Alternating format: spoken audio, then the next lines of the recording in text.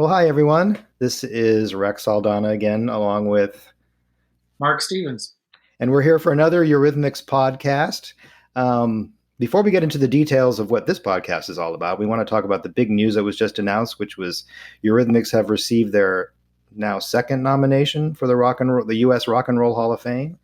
So we need to fire up the Eurythmics fan base to vote in the fan vote so that we can keep them in the top five. Mark, what is that thing about the votes? The fan vote counts as one vote towards the. Yeah, if you finish in the top five, you get those acts get one vote, just one vote in the overall. I think there's about 1,200 people who can actually vote for this, so you get one vote. So it's not a lot, but I think there's good PR value. There's good. There's good bragging rights. And at the moment, this exact moment, Eurythmics are in fifth place. So it helps a little bit. And who knows? We don't know if some of the people who vote, some of them are past recipients. Maybe that they take that into account.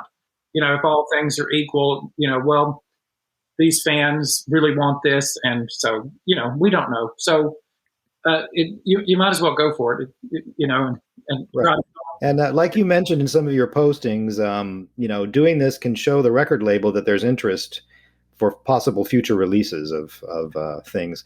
You mentioned that after the first rock and roll nomination, we got the vinyl remasters. So maybe after this, we'll get a Blu-ray of Savage, huh? Yeah. So listen, if we get a Blu-ray of Savage, voting every single day, every time you can, is well worth it. Let's be right. Right. All right. So, Mark, what's that website address people can go to? Sorry. Vote.rockhall.com. Did you hear that? And you can vote once a day, every 24 hours. You can also vote under different email addresses, but hey. Yeah, you do have to sign in with an email address. But, if you've got a work email, you can use that. If you've got a personal email, you can use that, et cetera, et cetera, et cetera. All right, I'm going to turn it over to Mark to introduce our special guest for this podcast, our first guest.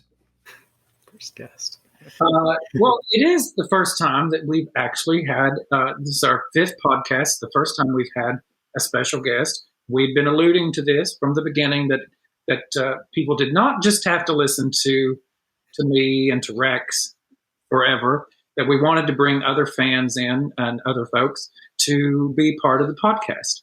So the first person involved is Eric Gustin. Did I say that correctly? Gustin. I knew I was going to. I've known Eric. I've only called him Eric all these years. Yeah. I've known Eric for a long time. Now, if you've been a Eurythmics fan for a long time, he probably goes back long enough to where we may have referred to each other as Eurythmites. Remember that? Y'all remember that? Mm-hmm. Yeah. Yes. But I met Eric at one of Annie's Sing concerts in Minneapolis, Minnesota, where he lives. Yep. And my wife and I had flown up to Minneapolis to see that particular show. So that was October 18th, 2007. And we were waiting to see Annie after the show to get her to sign some things. And it was raining. I remember that. Do you remember any of this, Eric? Yep, totally. We had to go back into the back halls of the concert hall and wait in that little hallway. Yeah, you get instructions what you could do and all that kind of stuff. And he was always really nice, and polite and always charming. You had a few seconds, and I always felt that I never could say the right thing. And my wife was always with me, and she would always meet Annie, and she's not, bizarro. You're with and so Annie and Amy would just sit there and talk to each other, where I'm like, hello, how are you? Well, Mark, if I just want to interrupt real quick and tell the story about how I gave Annie a picture you took of her at the Pantages Theater at the We 2 Are One launch in '89. Yeah. I showed her the picture. She was so impressed with it. She said, wow. She showed it to other people that were with her in the party. She asked where it was taken, and I told her, and I said it was taken by a friend of mine, Mark Stevens. So, there you go. Well, it is interesting. I'll say this too. At that particular show, and I had created sort of like a 11 by 14 image of photos that I had taken of Eurythmics in concerts. And it created this image for her to sign, and I didn't think anything about doing that. But when I handed it to her, she said, well, where on earth did you get this? And I was like, well, and explained it. And so she was very nice. It's signed, it's framed downstairs. Yeah, she was probably making sure it wasn't a photos off the internet, because she wasn't signing those, remember? Yeah, and I pointed out, like, this was your show and this time and this is, and we, anyway, so all that jazz. Huh. But anyway, Eric, it is so nice to have you here. And we want to talk to you about a lot of different things. And I know you were sort of a Eurythmics expert on live concerts and, dare we say, bootleg concerts. Uh-huh. I know I have contacted you before, like, hey, have you heard this? Do you know about this? And he always does. And also, you are a musician. Explain a little bit about what you do. So, what I do, well, well, I'm a massive Eurythmics fan. That's the one thing. But I am a musician myself. I play trumpet in an orchestra, and I also make electronic music, compose it at home, which is my main hobby that I do for fun. I've been doing it since like 1994. So, yeah. Well, so yeah, and but as far as collecting stuff, I collect a lot of. I used to collect records, but I don't do that so much anymore. But I do collect live recordings. Okay. All right. Well, yes, as we're all getting older, we collect less, right? Yeah, I don't need more stuff. Exactly. Because we have it all now. No, that's not it. That's not it. Yeah, that's part of it too. We do have it all. Yeah. But I want to say this, and I don't know how much Eric wants me to say about these things, but he's recorded or covered several Eurythmics tunes, and they're really, really good, and I love them. And your cover that you did of Never Gonna Cry Again is one of my favorites. It's absolutely fantastic. I will second all of that. Yeah.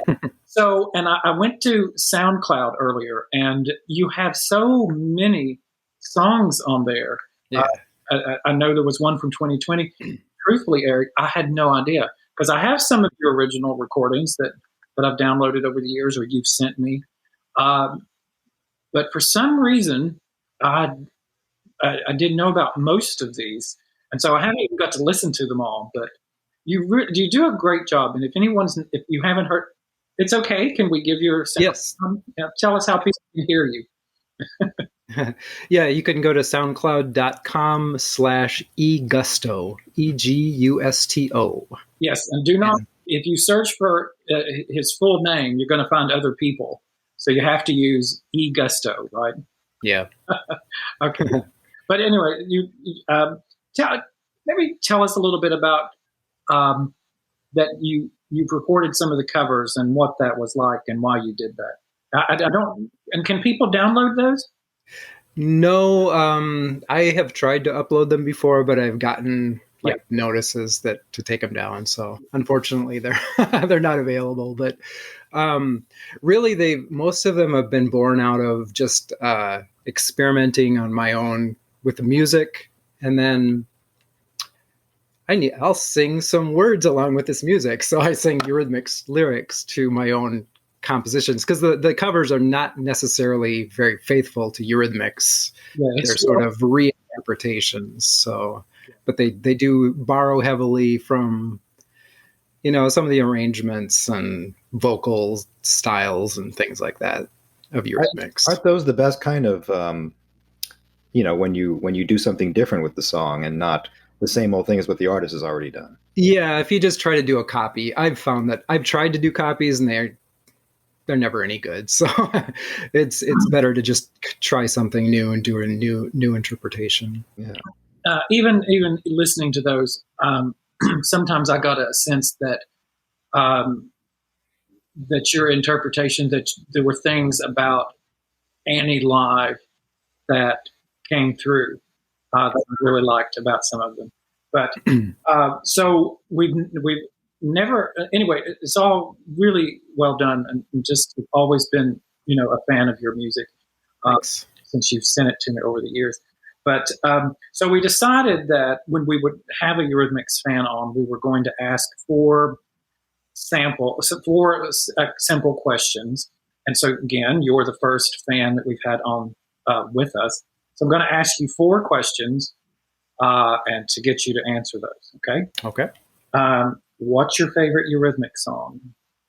My favorite Eurythmics song is "Never Gonna Cry Again." It's funny you should mention that song, but yeah, that is my favorite. And it's my favorite kind of for sentimental reasons, because I kind of discovered Eurythmics through the Sweet Dreams video album. So the live version of Never Gonna Cry Again was one of the first songs that really drew me in. Interesting. Wow.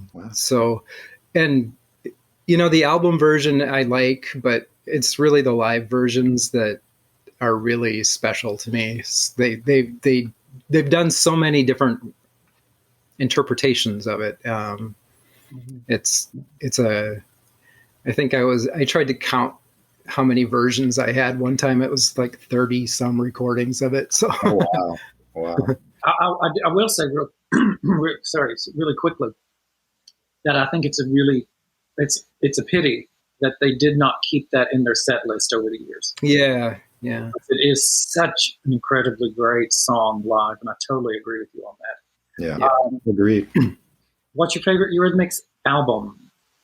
My favorite album is Touch, which I kind of became a full-blown obsessive maniac in 1984 when Touch was the current release.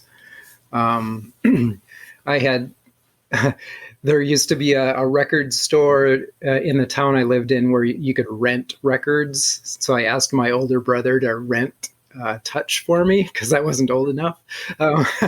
So he brought it home and I played it, and I was just totally taken by it. So I had to buy it. I had to buy Sweet Dreams. I had to start getting everything at that point. But Touch is my favorite because it's kind of it's just kind of weird and spontaneous, and it's just kind of got this loose experimental feeling to it that I just love. I especially love the B-side, like the first cut and Aqua, and just kind of the stranger Cool Blue. Regrets is the one that really is right. Made me crazy about him in the first place. Wonderful. Fascinating. What's your favorite Eurythmics video? I would probably say Sweet Dreams. They got so many. It's probably a tie between Sweet Dreams and Love Is a Stranger. I do kind of love the noir film atmosphere of Love Is a Stranger. But Sweet Dreams is it's just a cool video. Although I will say, with their new remastered version of it, it drives me bonkers that the sound is out of sync with the picture. I've noticed that as well. Yeah. Yes. I wish they would fix that. Yeah. Have you seen the remastered Walking on Broken Glass? It's stunning. No, I haven't seen that. Oh, wow. Yeah. And then there's other ones too. I Need a Man was remastered, and Chill and all those. But yeah. Mm-hmm. It's odd, and I do not remember now where I saw this, but it was just the other day. It was showing the remastered video, but it was part of a program, and the sound and it all matched up. Wait a minute, so it's okay. So yeah, that I have to agree. They've got to fix that. It's driving me crazy. Maybe it's a problem with the file that service got or something. I don't know that they're showing. One final question, and I think you've already answered this. When did you first fall in love with Eurythmics? Yeah, it was kind of a slow progression between 83 to 84. I didn't have cable TV, but I had friends who did, so I would go to their houses and I think the Sweet Dreams video album was on Nickelodeon. I think it was on MTV first, but it was on Nickelodeon, and one of my friends taped it off of Nickelodeon, and I watched it over and over again. And this was before it came out on home video, which I think was like April of '84. So it was kind of in that late '83 to '84 time period that I really started becoming a fan. I did the same. I remember being on Nickelodeon. I would never remember that if you didn't bring it up, Eric, but I remember that now, like seeing that on Nickelodeon. Wow. I did the same thing. I didn't have cable, but I had a friend who did. And his family, they had, the big beta, not big beta, and he could record things, and he had MTV and all this stuff. And I remember distinctly, that the Sweet Dreams video album was going to be played on MTV, and so I came over to watch it. I remember that his mother came in, and Annie's in her hat, and she's singing "This Is the House," and his mother just like, "Oh Lord." So, well, I'll tell you, Eric. I guess that "You're Never Gonna Cry Again" was your favorite song. I guess that "Touch" was your favorite album. I did write down "Love Is a Stranger" for your favorite video, so I sort of got that one right. And I just said "Sweet Dreams" is when you fell in love with Eurythmics, because I knew it was probably that time period. So I did pretty well. But anyway, I have talked a lot. Rex, I'm going to throw it over to you because I have talked a lot. All right. Well, I like your picks, Eric. I think "Never Gonna Cry Again" is a great song, and for me personally, it's gotten better and better over the years. I heard "In the Garden" first. I heard "In the Garden," of course, after I'd heard "Sweet Dreams" and "Touch." Yep. So, it was a bit jarring for me because it wasn't the same sound. And while I liked it, I kind of was like, well, this is not what they sound like now. And, but over the years, I've rediscovered it, and I think it's a great album. And that song is just wonderful. And you're right. All those different arrangements and the way you did it. It's wonderful. So thank you for sharing that. Mm-hmm. Why don't we talk a little bit about like live recordings? I have to admit, this is not my area of expertise with Eurythmics, so I'm really looking forward to hearing your expertise. Yeah, well, I guess, because I kind of fell into Eurythmics through that live video, maybe that's where my interest first came from. Although watching that video now, it's kind of sad that it's not the greatest performance. Her voice is really hoarse. It was the first time that particular band lineup had played together, so there's some, you can see her turning to the croquettes and cueing certain things like "come in now," and it's fascinating to watch. But there were so many like subsequent performances that were so much better than that one. So it's kind of too bad that happened to be the one that they memorialized on tape. But I did not know that about it being the first performance with the new band and all that. That's very interesting. That certainly does add a dimension to the things you talked about with her, giving the stage directions and things like that. Yeah. Wow. Yeah. And it's that particular the Sweet Dreams tour is my favorite group of recordings because they started, I think it was like February of '83 with the band that had Clem Burke and Eddie Reeder, Mickey Gallagher on keyboards.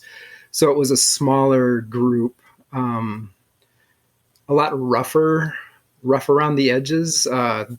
They really experimented a lot with arrangements, like from show to show. They're completely different. It's just like nuts, like from one night to another. It's just like a totally different experience.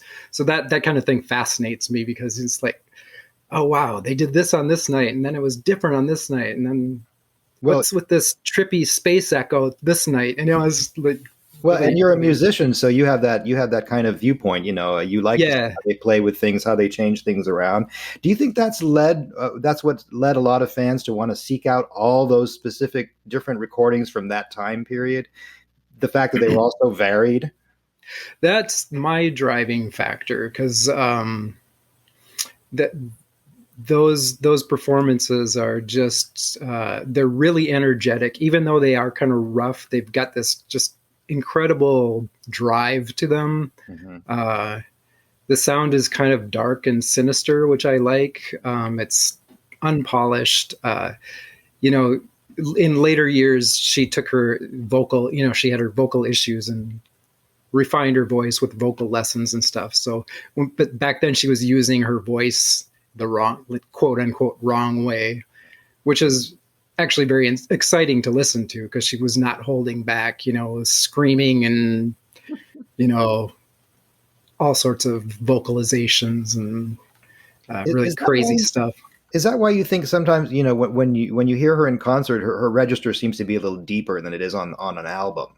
And I'm wondering if, although she does use the deep registers on the album, but I'm wondering if when she hits those high notes or maybe does the things that are not the best for her voice, she can do that in the studio because it's one off, it's kind of isolated, but probably not the kind of thing you want to do in concert for 90 minutes. Right. A lot of times, like in Love is a Stranger, she would leave the really high parts to the backing vocalist and she would sing in a lower register. So I think, probably it was hard.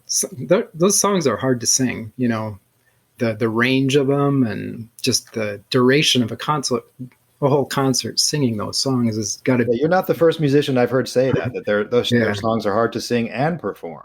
Yeah. So how do you come about a lot of recordings from that time period? Is that normal for recordings of different, and did that continue where there'd be lots of recordings from, why was that the case, and how do you come about doing it? Well, I first learned of these concert recordings through when I joined the fan club in '84. I started corresponding with some pen pals and started like getting stuff because I lived in a small town in South Dakota where there wasn't like anything available, even like singles, 12-inch singles or whatever. So I was very sheltered. And so I started like getting stuff. Like I had a friend who had contacts at a record store, so he could order 12-inch singles, like import singles for me, and would send tapes. And I'd be like, wow, listen to this tape. I've never heard such a thing. So the more tapes I got, then I'd be able to trade with other people. And so it just kind of built. And when I was in college in '89, I was in Spain and I went to the Revival show in Barcelona.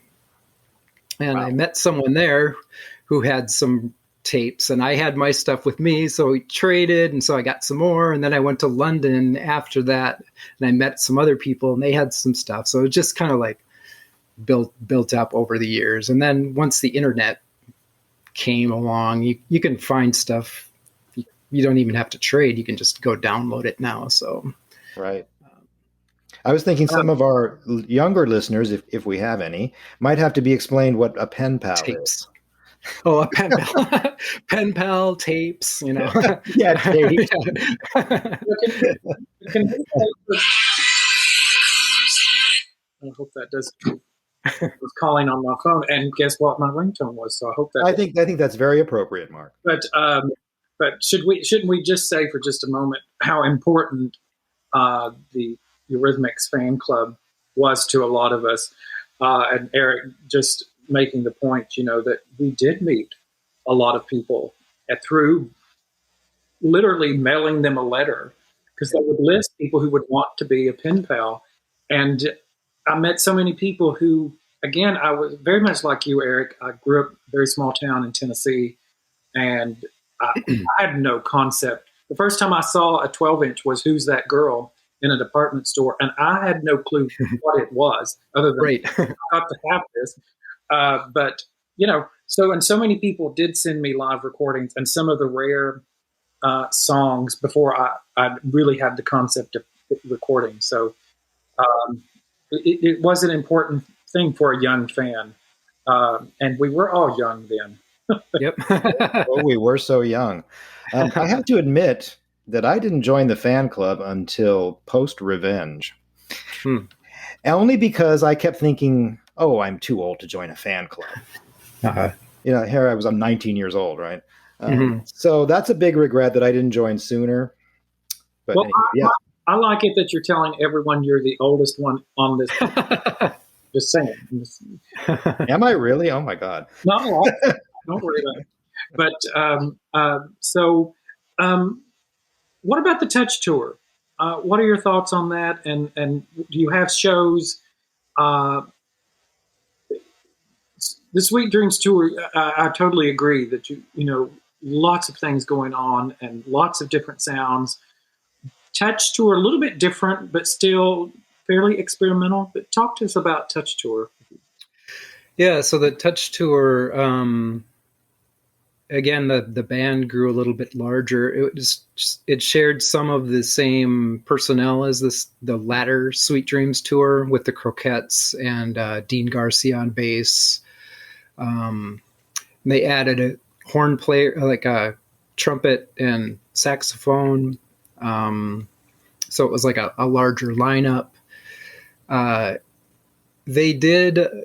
Oh, one thing I wanted to mention, which is also really cool about the Sweet Dreams Tour, is that they played every song off the Sweet Dreams album. It's like, so you have the whole album live. Yeah.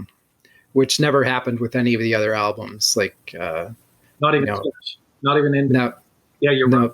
You're right. Yes. You've got the whole album. You're right. Yeah. Cool. Yeah. I know we all want to hear a live Beethoven, right? Yeah. That would be interesting.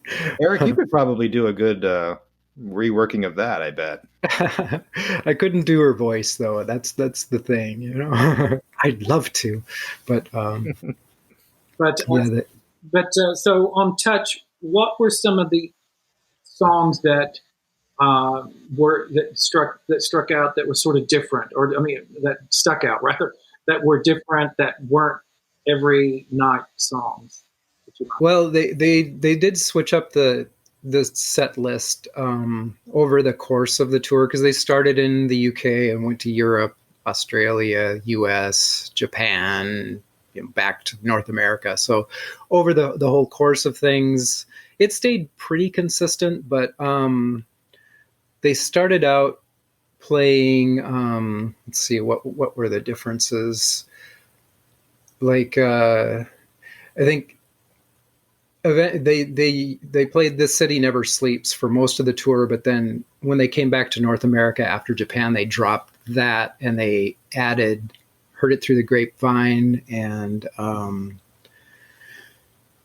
they did For the Love of Big Brother a few times. I've got like three recordings of that. I think they did it more. I've read reviews that said they played a new song. And then they never said what cover in there. I'm sorry. Wasn't there a cover in there somewhere of Stormy Weather? I think that's Sweet Dreams. That was pre-Sweet Dreams, actually. Oh, okay. Yeah, that was pre-Sweet Dreams. Bootleg cassette of that somewhere. Yeah, that was the Reading Hexagon from December 1982, Rex. I love that. I love that you know all that. Like, I love that you know that, like, they dropped this song from this tour and then they went over, and then I just love that. I don't have that knowledge, and I think it's great that you do, and I may be contacting you with questions. Okay. Yeah. It was. That kind of stuff is interesting to me. Just how and even the set order, like they would change the order of the songs sometimes, and the arrangements too were completely different. Like in the Sweet Dreams tour, Jennifer was basically, they were playing against the studio tracks, just playing along with the backing tracks. But in the Touch tour, it was just like this huge, majestic, show-stopping, finale. Really great stuff. And didn't it end once, sometimes, maybe all the time, with bagpipes? Am I right on that? Am I thinking that correctly? Or not necessarily. Yeah, I've got some. I think I've got one show, I think, where there's a live bagpipes, but then Well, they would also do just like a recording, after the show ended, they would play Scottish jigs. Well, there was the one gig in Scotland when it was, I believe, Annie's birthday or her dad's birthday. Steve Rapport was there. And that's where you've seen that picture of her in the Scottish outfit. And they actually had bagpipes that night on stage, I believe. So it wasn't Annie's birthday. I don't think they were performing on Christmas. Right. Yeah, I think it was somebody's birthday or some kind of event. Steve Rapport would know. Steve will tell us this in a future podcast. So, Eric, when they were playing For the Love of Big Brother, I don't think they ever said what the title was. No. I always this was they had recorded this and ended up using it. I mean, they had written it and ended up using it as part of the 1984 album, repurposing it. Is that correct? I mean, they hadn't really worked on that album yet, right? I think they wrote part of the album on tour, and then they went to the Bahamas to, was it Bahamas? I think so. Where they recorded that? Yeah, so I think that right after the Touch tour, they went and recorded it, but I think they did have some of it written ahead of time. Because I remember there was an article, was it Spin? No. Was it Spin Magazine? It was talking about them recording stuff in their hotel rooms on tour before they actually did the album. So yeah, I like some of the stuff from Touch Tour, and they did No Fear, No Hate, No Pain, A Broken Heart. Oh yeah, that's another one that they added later. They didn't do that song the whole time. I love some of the vocals from one of the Croquettes. I mean, just this high pitched. It's stunning to me. I don't know what you think of it. Mark, did you see the Touch tour? No, unfortunately, no. Neither did I. They didn't play where I lived. And I didn't even see Revenge because Revenge didn't play where I lived. Really? Oh wow. I had to move to California to finally see them. Okay. Yeah, Revenge was the first tour I saw them on. I think the Who's That Girl performance on the Touch tour, I really adore the acoustic version, but the Touch tour version to me, I really, it's one of those songs that if I have it in my car and it comes on, volume goes way up. I just adore that version. I don't know what you think. Yeah, it is a great version. Yeah. Yeah, and it's interesting the version of Here Comes the Rain Again on the Touch tour is fairly sticks fairly close to the album version arrangement wise, but it's really interesting how that song has progressed over the time and over the tours. How many different ways they performed Here Comes the Rain Again, and that's another thing I love about their live recording is they are always changing things up. Even like in the Peace Tour, when they started the Peace Tour, they were doing it with like a synth string backing and like instruments, and then by the end of the tour they were just doing it acoustic. So just even over the space of that tour they changed it up. Yeah, I have always really been moved by their live recordings.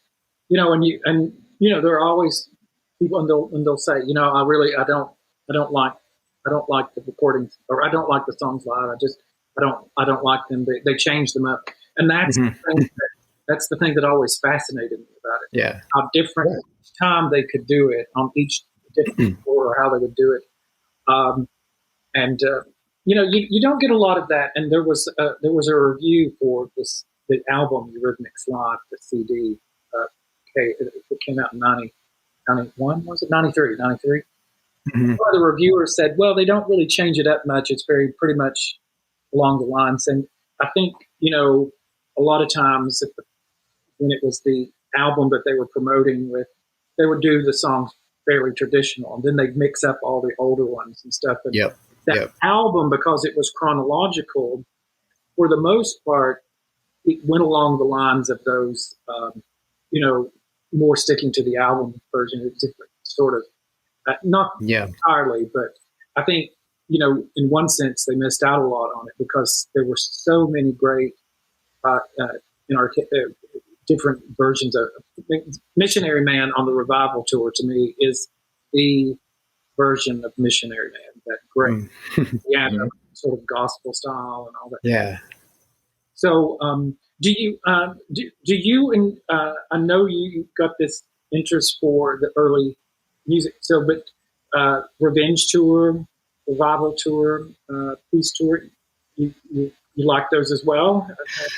Yeah, I do, but it's like the later it gets, the less I'm interested in it, in a sense, because like Revenge, they became a very well-oiled machine, and it was just like listening from gig to gig, they're very similar. There's not a lot of contrast like there were in the early ones. So if you've heard one Revenge recording, you've almost heard them all. They did some changes, like they did Ball and Chain. They changed up in the early part of the tour. They would open with just like Dave on a guitar riff, and then later they changed it to that kind of extended vocal intro with Annie and Jonice, trading back the kind of the echoing lines and stuff. So yeah, you're right. They kind of switched that up. But for the most part, the rest of the songs were pretty similar throughout the, at least from what I've heard. Early on that tour, and you probably know the one, there's a version of Would I Lie to You that does not have the Beatles song. Yeah, they didn't. I think they did. They started that in the latter part of the tour. Yeah, pretty quickly. But I always, again, I'll go back to the Eurythmics live CD. They had to fade out. They faded it out. Yeah. I mean, the record company wouldn't or couldn't pay for the rights to use it, and I always thought, well, didn't Dave have a recording? Did anyone remember? Like, hey, wait a minute, we did that song. Yeah, why didn't they use a version that didn't have that? Good point. Yeah. The problem is sometimes we internalize all this. It's sort of like, Eric, you were able to remember, well, that's the reading hexagon on this date. Yeah. If you were in that moment and you were doing this, and we think Dave and Annie would remember the kind of things that we do. They're a totally different viewpoint on ours. This is moving thing to thing, and they're not internalizing these things like we do. No, I'm sure it's all just a big blur, a big blur to them. Even like, it's funny, like in the Sweet Dreams tour, they played Invisible Hands in the first leg of that tour. And in one of the shows, Annie says, "This is a new song. We never recorded it." And I was like, "Yes, you did." And then there's another, that different version of Somebody Told Me that's like from '82. She says this is the first time we played this before in front of you lovely people tonight. And then but they did it like a few months earlier on the radio, so it's like maybe their memory of the things is not so. Yeah. I do like the version of Somebody Told Me that. I do. Oh, I love it. Yes, it's incredible. Great version of that. So, Eric, what's your impression of the Eurythmics live double album? I mean, do you like the selections on there? Do you wish some had been replaced with others?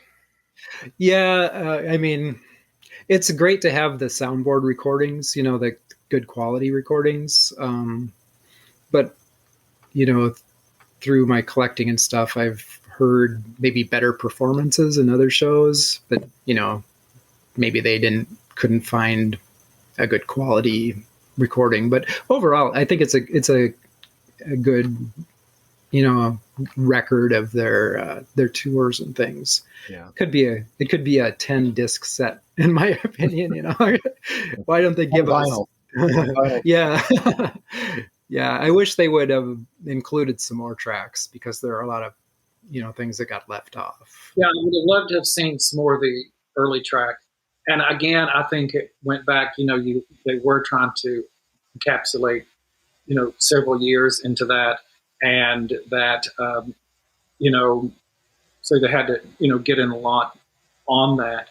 But also, I think, what is it, 1983 to 1989? And they actually could have backed that up to 1981, and I've never been quite sure why they didn't, because I would have thought that would have made the public say, "Oh, that's a lot of years," because they had some great recordings from 1981. Yeah. Well, yeah, and also, like, it was more than just a 6-year period, you know. I've always thought that was a bit funny too. It's like, oh wow, we're going to isolate these 6 years right here. Yeah. Yeah, I wish there really aren't very many available recordings of those really early things, like the tracks on the B-side of the "This Is the House" single. Those are incredible. I would kill somebody to listen to a whole concert of those. And it's out there somewhere, because those recordings are somewhere. Yeah, they've got to have a whole show. I'm a big fan of all their experimental B-sides and all that stuff. Even like you take some lentils and you take some rice.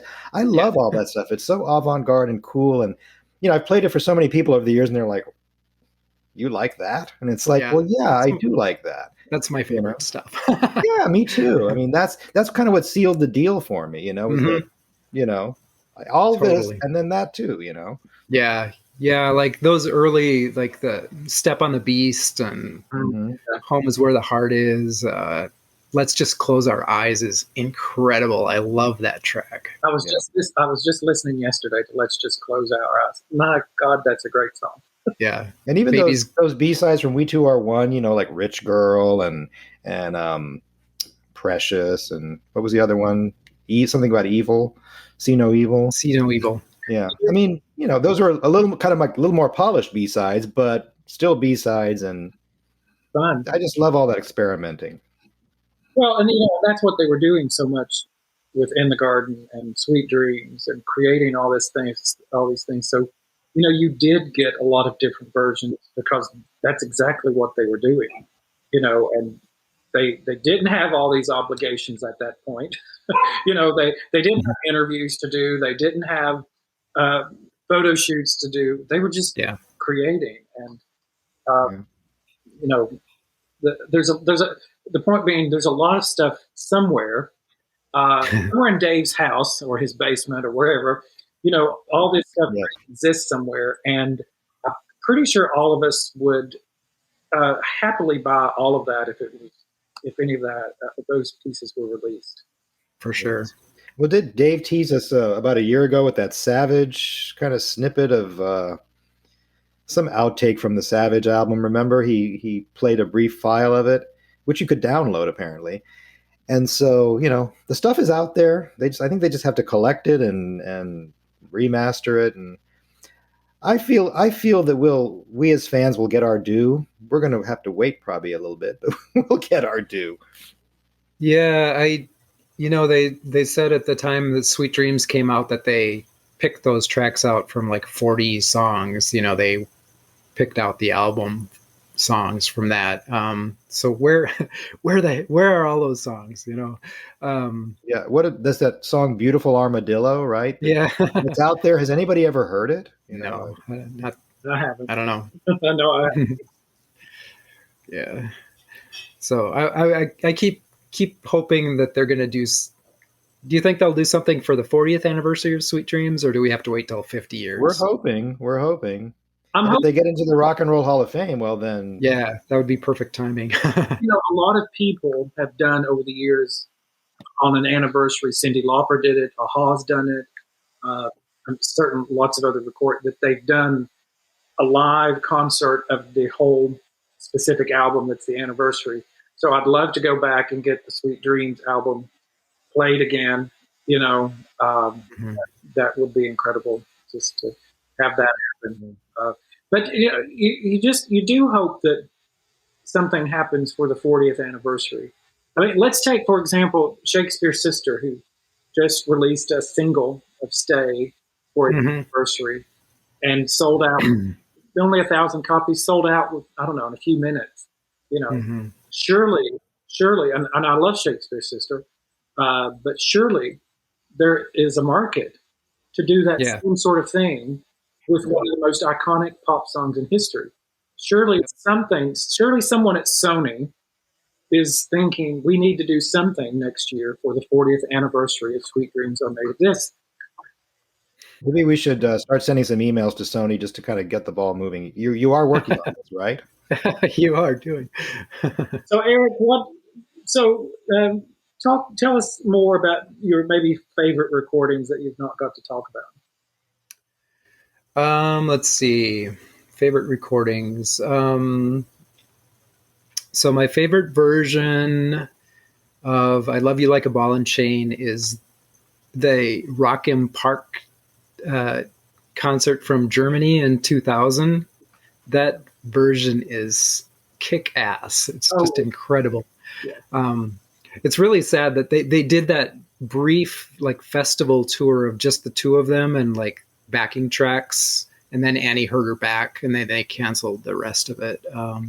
But there's only one concert recording that I am aware of that tour. I wish I could find more. So any listeners out there, hit me up if you got one. It's worth seeking out because it's so. And I always wonder. It's one of those things. Those what ifs. What if they'd been able to continue performing. Would David and me have recorded another album because they would have been together a little bit longer? You know what I mean? Yeah. But she hurt her back and they couldn't keep going. And it was just like, because it was just them and backing, but you're right. That's to me from that concert, the I Love You Like a Ball and Chain is the song from that concert. It's incredible. Yeah, and also that they brought back The City Never Sleeps for that. To hear that in 2000, that was awesome. Well, isn't that the case that for Revenge always. Let's talk about this for a minute. The Revenge tour, and I was always incredibly surprised by that. Love Is a Stranger was not part of that tour, and to me, it sort of fit into this theme of that tour a bit and how it got dropped. And even on the Peace tour, it wasn't. They didn't perform it at all the shows. They did not perform it in New York at the concert that I saw. So so thrilled when I was watching the Peace tour DVD that Love Is a Stranger was actually on it. Yeah. I wonder if I heard it in LA at the Peace tour. I really can't remember if I heard it or not. But I mean, it's strange. It's such a pity, I think, that they dropped a lot of those early songs. And like you said, for that summer tour that they did bring This City Never Sleeps back, but there were a lot of really great songs that just really sort of disappeared from their set list. And I think fans would have really overjoyed if some of those had popped. Even Never Gonna Cry Again, I would have loved that they would have that. And The Walk would be another one. I wish they would have kept. All right. So we are going to feature on this podcast one of Eric's original songs that he wrote and performed, which you can hear at the very end of this. Eric, would you like to tell us a little bit about the song, the name, how you wrote it, how it came about, what? Yeah, it's called Smalltown, and I wrote it last year.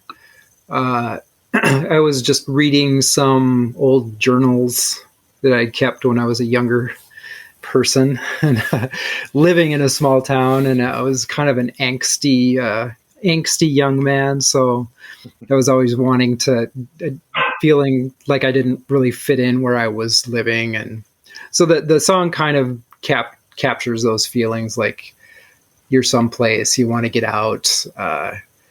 It's just, kind of bringing you down. I grew up in Orlando, which is kind of a mid-sized town, but it was a very conservative market, culturally. Mm-hmm. And I felt, I didn't come from a small town, but I felt the same way as you, that I didn't really belong here. What is here for me? Yeah. And this is why I had to leave. And now, I'm an older adult, and I think, did I have to leave, or could I have made my own life there? But probably not so easy in a smaller town. Yeah. So I was just kind of used that as my inspiration for the song, and just like I tend to gravitate towards some like darker themes, darker lyrics. It's not that I'm a dark person, but it's just kind of cathartic to sing about things like that sometimes. So, that's one of the things we all love about Eurythmics too. Is that exactly duality of darkness and light, and Yeah, I mean, you can be a goth, I guess, and sing about death. Yeah, there's other ways to express that too. When you're recording, or especially early on when you first started recording, do you think you were inspired by Eurythmics? Is that the right term, or would you even say that's the case, or is it? How would you? Yeah, I definitely am inspired by them. In just some of the things like bass synthesizers, drum machines, just those sounds, and then the layered vocals, harmonies. I'm just crazy about that in Annie, Eurythmics and Annie's music. So I employ a lot of that in my own music as well. Would I be correct in saying that Annie and Dave's production was maybe one of the first times that you heard just one person's voice all over an album in all parts of the singing? Yeah, that's actually one of the things that really intrigued me early on. It's like I remember listening to Who's That Girl on the radio, and I was like, how many people are in this Eurythmics band? And it was all Annie. I was just like, couldn't believe it. Yeah, I mean, every vocal on Would I Lie to You is her. Yeah, it's just amazing, and that's very groundbreaking stuff. I know some people were criticized it back in the 80s as being not natural. But if you look at the way music's progressed, I think it was very natural and it was ahead of its time. I remember there was a Savage radio program, and it was an interview with Annie. I think it was in the U.S., and fans could call in to talk to her. And there was someone who called in and wanted to know, well, who's doing all those backing vocals? And she kept trying to explain, well, I am. And I don't know that it ever actually computed to the person that she could record them and then they could put them all together. But yeah. But am I right in saying that hadn't been done a lot up to that point in pop music? I mean, I know they had layered vocals, but to that extent where everything you heard was just one person. Yeah, nothing really.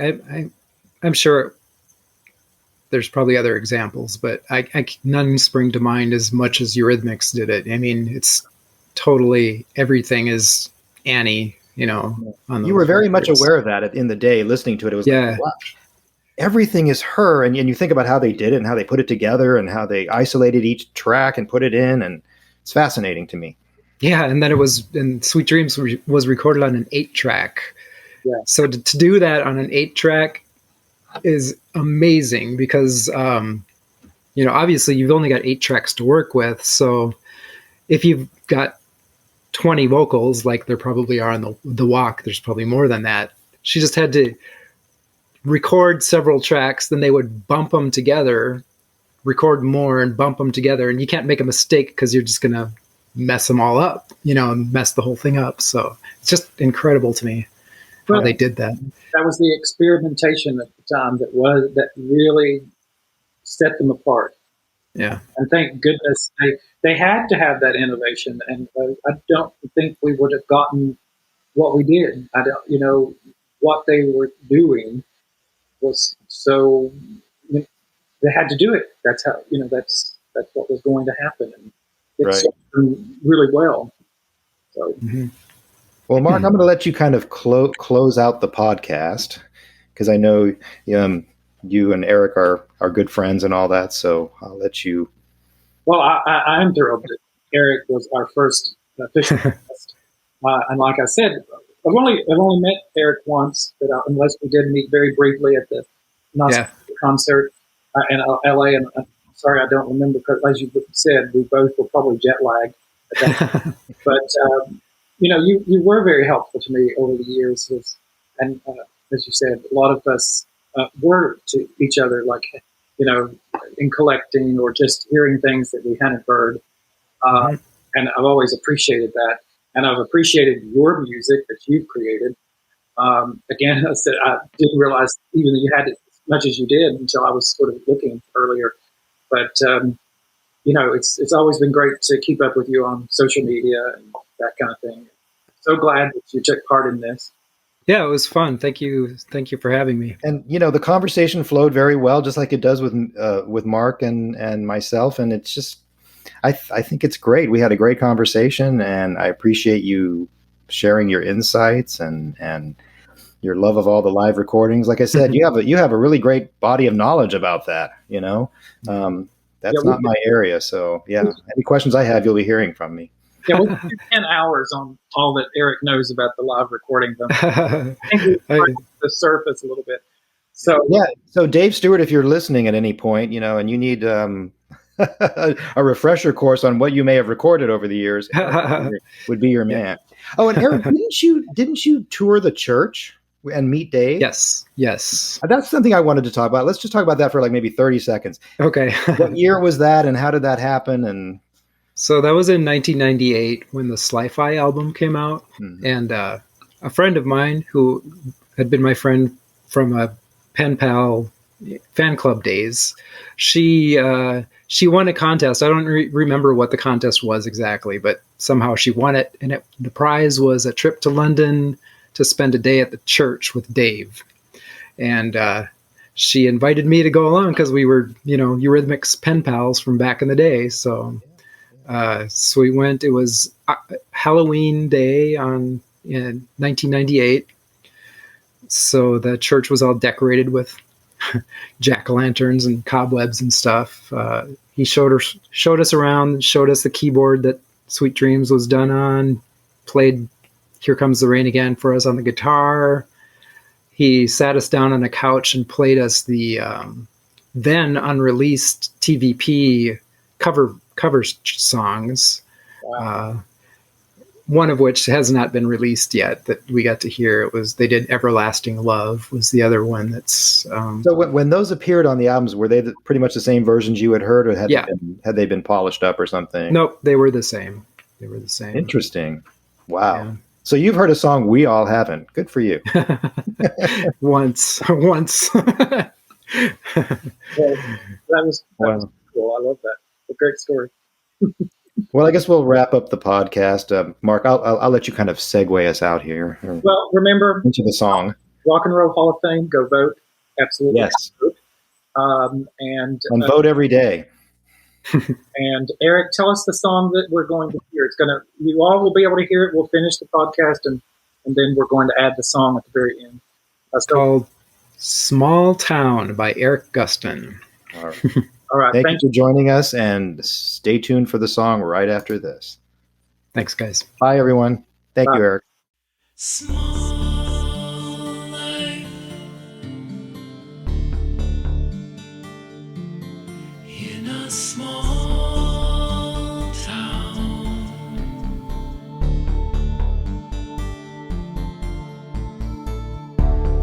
always chasing after something that can't be found.